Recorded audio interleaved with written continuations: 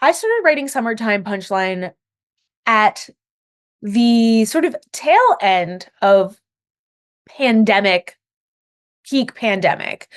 Everything had come to a stop, all live comedy, all live shows. And by the time that that happened, like when COVID hit, that felt like the biggest personal relief ever because at that time I was performing 3 times a week minimum. I was running an open mic, which is like a ton of work. I had monthly shows, I was doing other people's shows, and I was starting to feel like all of my effort was just like weighing on me. And I was not sure I truly wanted to be a comedian anymore, but it felt like my entire life was wrapped up in performing. And then the pandemic hit, and I was like, woo, that was easy. Like, I finally have some time to sit down and recollect. And I wrote another manuscript. It did not sell. And by the time we were on submission for that manuscript, I kind of finally had downtime to really reflect on comedy. And I was very angry. I was angry about a lot of things. I was angry about the way I had been treated by other comedians, the way I'd been treated by the world and the world of comedy. And as any artist can attest, like it is not a meritocracy. There's a lot of other stuff at play. And I just had this idea for a character who was dealing with the same things in comedy that I was dealing with, but at a bigger level. She was more successful than me. She was empirically more funny than me. Like I could put it on the page. I could have put in plain writing like this girl is very funny and you believe it. Um and I also wanted to think about I wanted to think about like the push pull of what it means to be writing jokes as a woman where you know what's going to get laughs. What's gonna get laughs is not always the joke you wanna tell.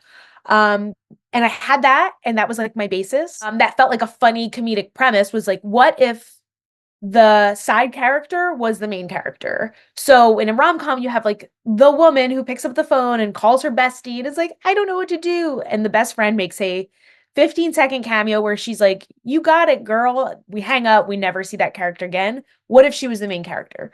So I had these 2 ideas that I kind of brought together, and then so much of Dell's story sort of then evolved out of, like, why does someone want to be a comedian? Well, usually because they've experienced something that they need to laugh at.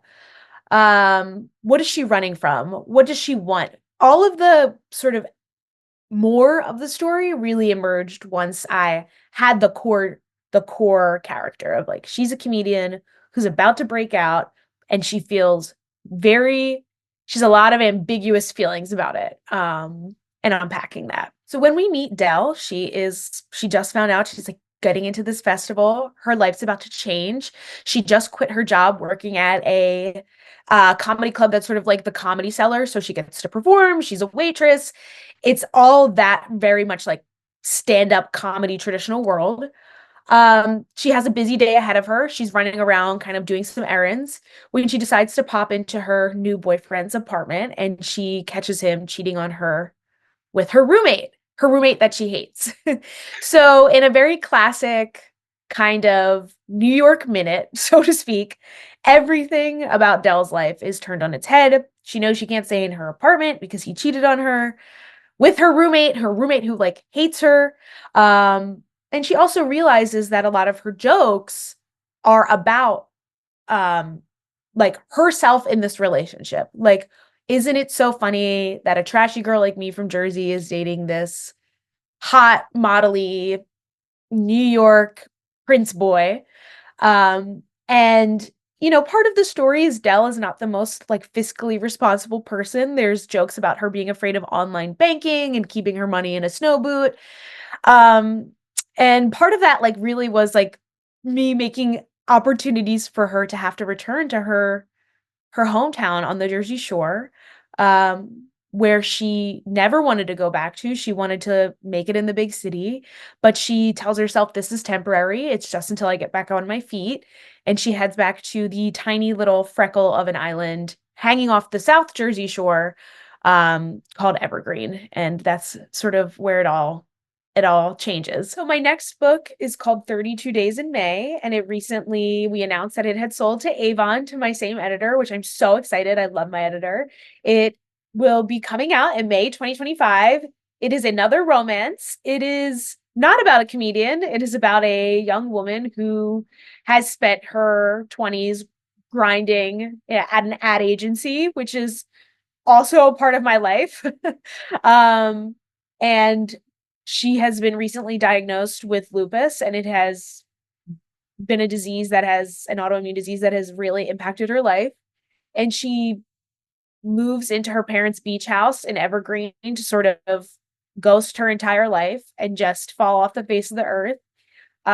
When her rheumatologist gives her the number to his cousin, who, unbeknownst to her, is sort of like a flop TV actor who is also hiding out in Evergreen. And these two people who have sort of run away from their lives come together and they decide to date for 1 month and 1 month only. And it was extremely fun to write.